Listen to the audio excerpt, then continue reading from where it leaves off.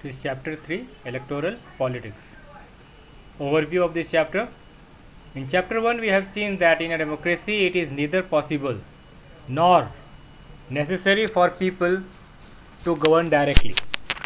The most common form of good democracy in our times is for the people to govern through their representatives. So we have seen for anyone to govern is not possible. Like simply they cannot go and rule on others. So there is a process. So in democracy, so the representatives will be there who will rule the state or govern the nation.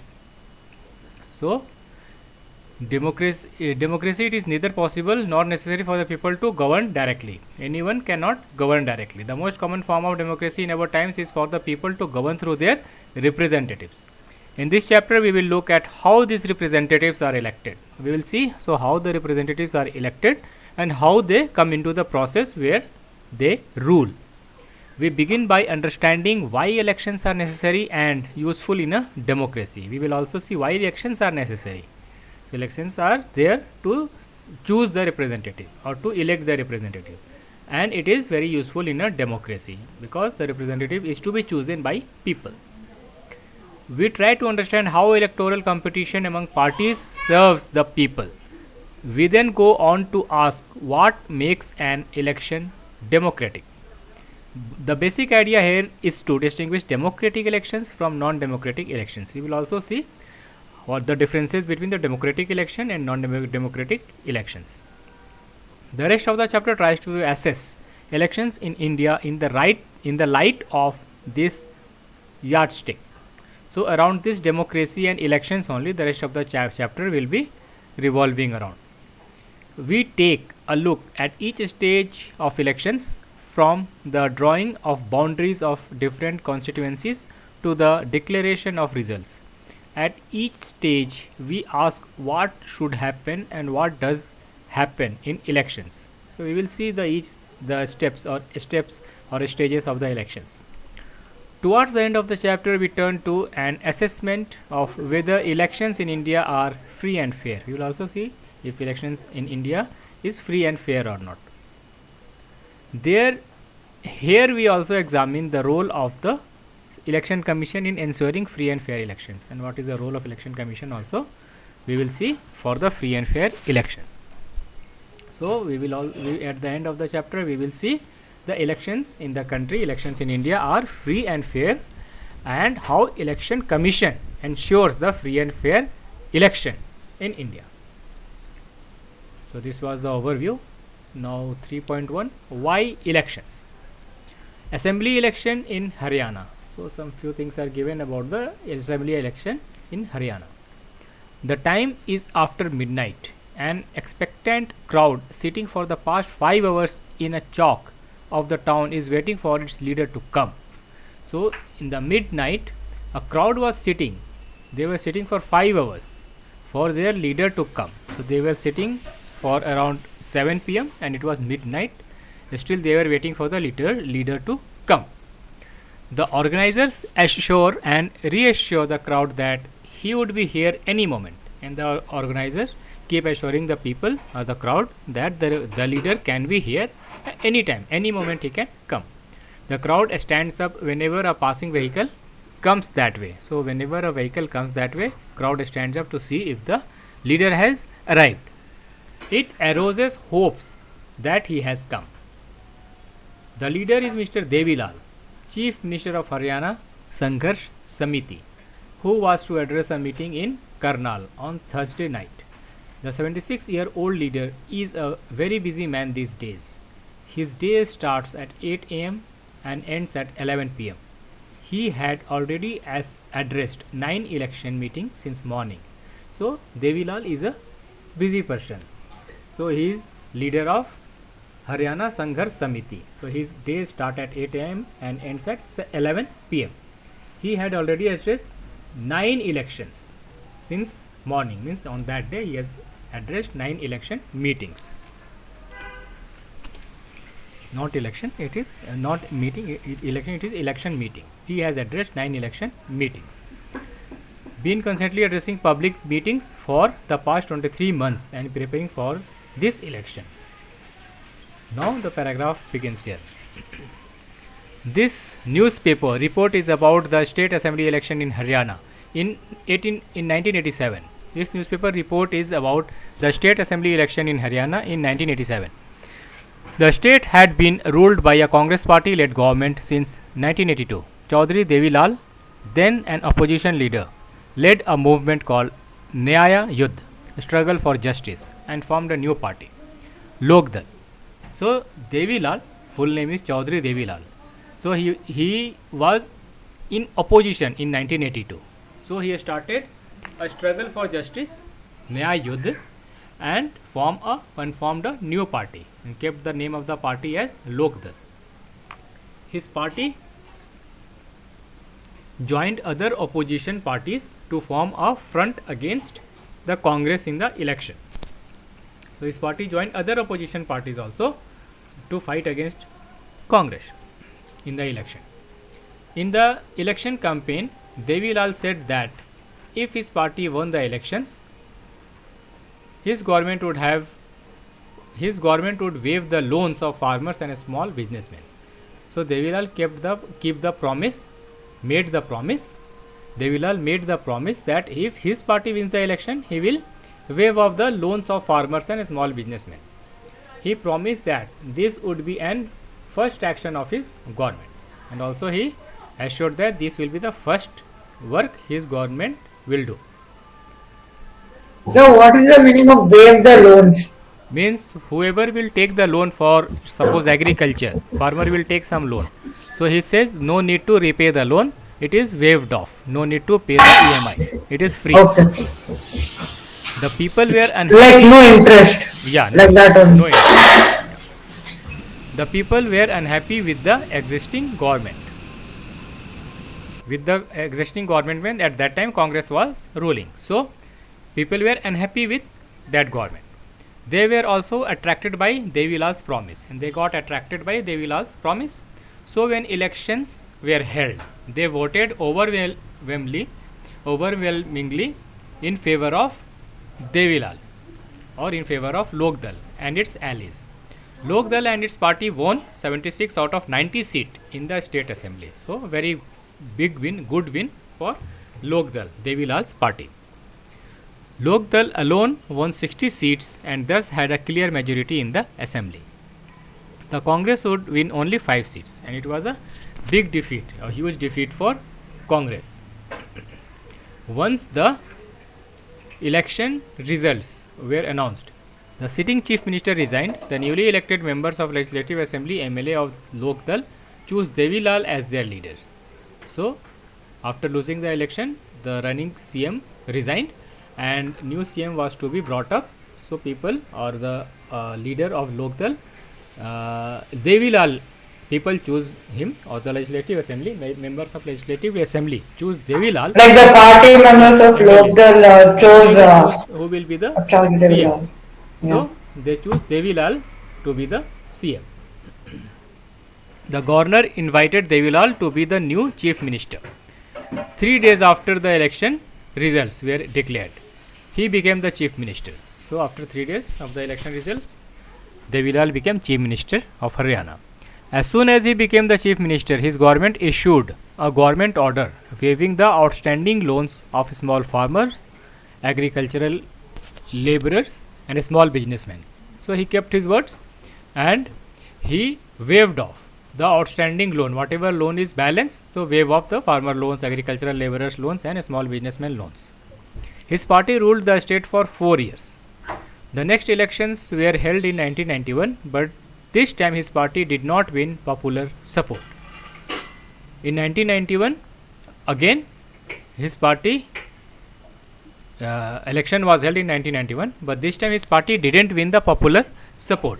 The Congress won the election and formed the government. But in 1991, in next election, Congress won again, and Congress formed the government.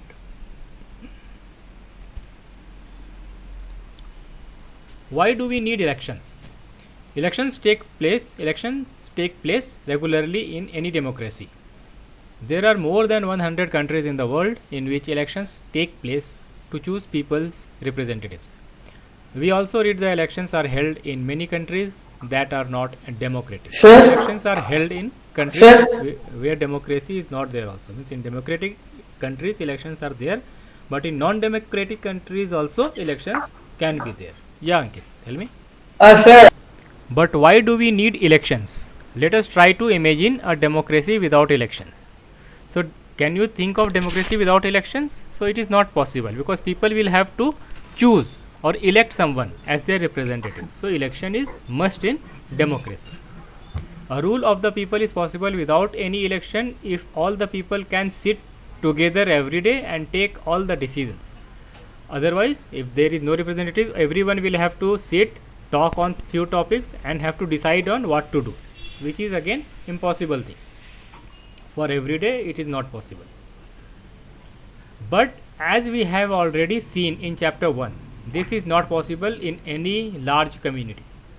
Nor is it possible for everyone to have the time and knowledge to take decisions on all matters. Therefore, in most democracies, people rule through their representatives. Therefore, in democracies or most democracies, people rule through their representatives. They choose their representatives to rule them. Is there a democratic way of selecting representatives without elections? Let us think of a place where representatives are selected on the basis of age and experience, or a place where they are chosen on the basis of education or knowledge. There could be some difficulty in deciding on who is more experienced or knowledgeable. But let us say the people can resolve these difficulties clearly. Such a place does not require elections. So, is there any democratic way of selecting representative without elections? The answer is no.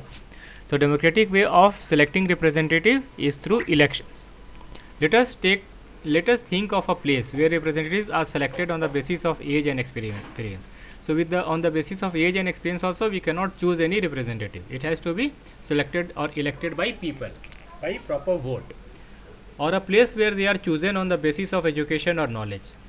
On the basis of education and knowledge also representatives cannot be chosen.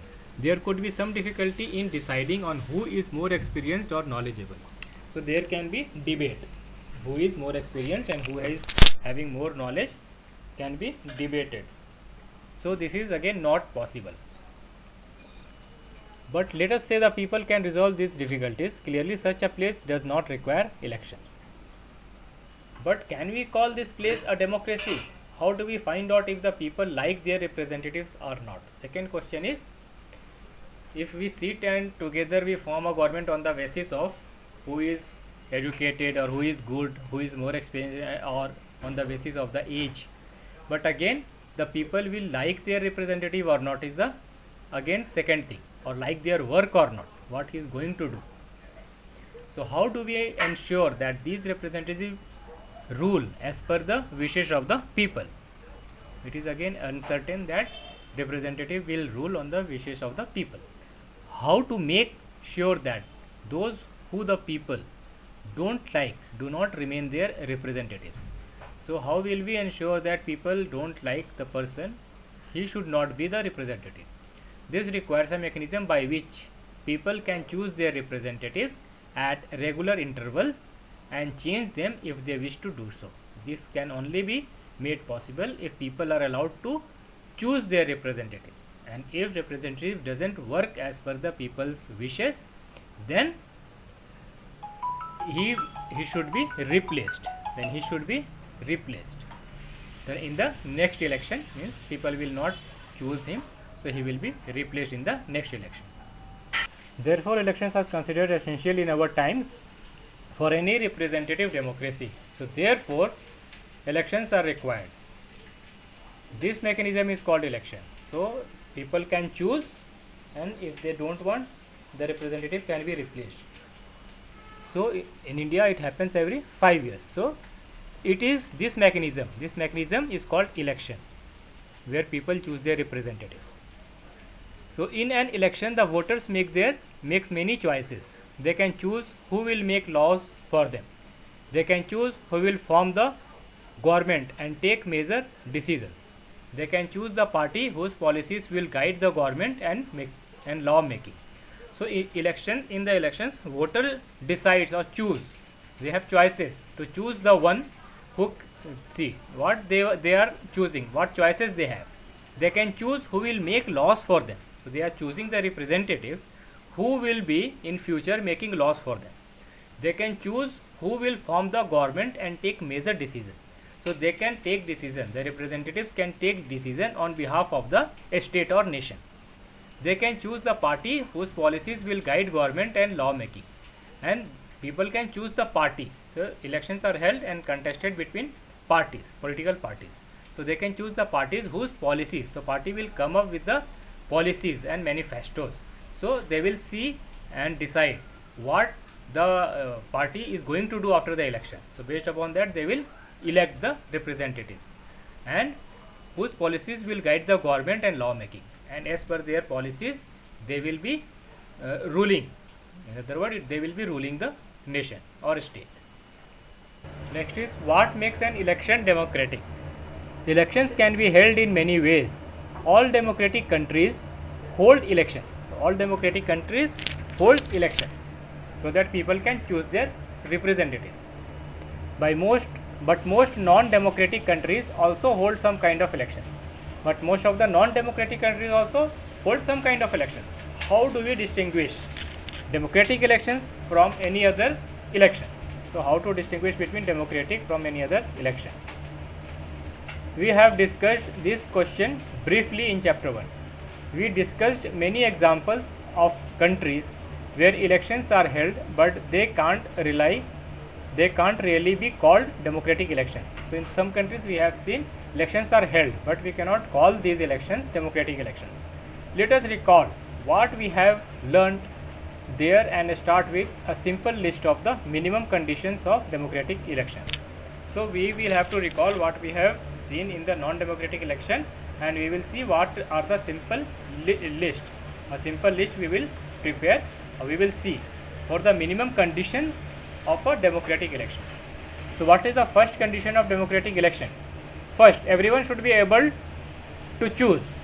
This means that everyone should have one vote and every vote should have equal value. So first thing is everyone should vote and everyone can vote only one and every vote should have equal value also. Second thing for democratic election is there should be something to choose from. So there should be something to choose from means some representatives should be there who will be contesting the election. Some parties will be there who will be contesting for the election. So parties and candidates should be free to contest elections and should offer some real choice to the voter. So parties and candidates should be free to contest election and voters should have choice between the contestant. Voters can choose the contestant as their representative. Third thing is the choice should be offered at regular intervals. Third thing is this election or choice should be offered or repeated in intervals. Election must be held regularly after few years. So in India we see elections after every 5 years. The fourth condition is the candidate preferred by the people should get elected and the majority, the party which has got the maximum vote should get the representative from that party should get elected. Fifth, election should be conducted in a free and fair manner where people can choose as they really wish and election should be conducted in free and fair manner. So without any foundation means people are free to choose their representatives. Whoever they want to vote, they can vote. This might look like very simple and easy conditions, but there are many countries where these are not fulfilled. So this might look easy, but in many countries all of these are not fulfilled also. In this chapter we will apply these conditions to the elections held in our own country to see if we can call these democratic elections. So we will see these points in the elections held in our own country, in India. So we can see and we can decide upon that we are having democratic elections. So it is said in this chapter we will apply this condition to the elections held in our own country to see if we can call these democratic elections. So we all know India is a democratic country, so it should be there and the conditions should be fulfilled in the election. It is good to have political competition. Is it good to have political competition? Elections are thus all about political competition. This competition takes various forms. The most obvious form is the competition among political parties. So political parties contest elections. At the constituency level, it takes the form of competition among several candidates. If there is no competition, elections will become pointless. If there is no competition, then election will be pointless, because one person will come for the contest and he will win. So there should be more than two contestants. So there can be a healthy competition. But is it good to have political competition? Clearly, an electoral competition has many demerits. It creates a sense of disunity and factionalism in every locality. You would have heard of people complaining of party politics in your locality. Different political parties and leaders often level allegations against one another. So we have seen that it is common, people will put some allegations and they will blame, if the work is not done properly, on other parties. Parties and candidates often use dirty tricks to win elections. Some people say that this pressure to win electoral fight does not allow sensible long-term policies to be formulated. Some good people who may wish to serve the country do not enter this arena.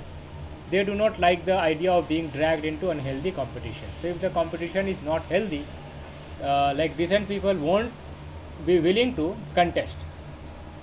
Our constitution makers were aware of these problems, yet they opted for free competition in elections as the way to select our future leaders. They did so because this system works better in the long run. In an ideal world, all political leaders know what is good for the people and are motivated only by desire to serve them. So our leaders knew. So in an ideal world, all political leaders know what is good for the people and are motivated only by the desire to serve them. So how to make the people happy? By ruling them, by making them happy. Making them happy in the sense the people wishes will be fulfilled and they can be prosperous, they can grow. Both socially, economically, they can grow. Political competition is not necessary in such an ideal world. But that is not what happens in real life. Political leaders all over the world, like all other professionals, are motivated by a desire to advance their political careers. They want to remain in power to get power and position for themselves. So this can happen. Like people who is in power will be willing to be on power and to become more popular and to get more experience in their own political field. They may wish to serve the people as well, but it is risky to depend entirely on their sense of duty. Besides, even when they wish to serve the people, they may not know what is required to do so, or their ideas may not match what the people really want. There can be the conflict of thoughts. How do we deal with this real life situation? So how do we deal with this real life situation? One way is to try and improve the knowledge and character of political leaders. The other and more realistic way is to set up a system where political leaders are rewarded for serving the people and punished for not doing so. We can see how good the people are by knowing about them. Who decides this reward or punishment? The simple answer is the people.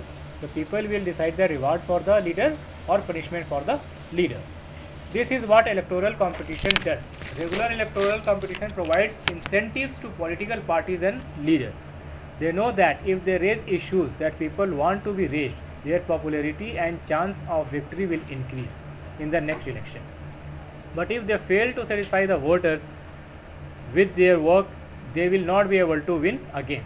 So the leaders know if they work as per the wishes of the people, they can win the next election, otherwise not. So if a political party is motivated only by desire to be in power, even then it will be forced to serve the people. This is a bit like the way market works. Even if a shopkeeper is interested only in his profit, he is forced to give good service to the customer. If he does not, the customer will go to some other shop. It is a comparison between a shop and the leaders. Leaders can't only do their duty in power, they have to serve the people also. They have to make the people happy. They will have to do the people work which are good for the society and people. If they does not, then people can choose other party in the next election. Similarly, political competition may cause divisions and some ugliness, but it finally helps to force political parties and leaders to serve the people.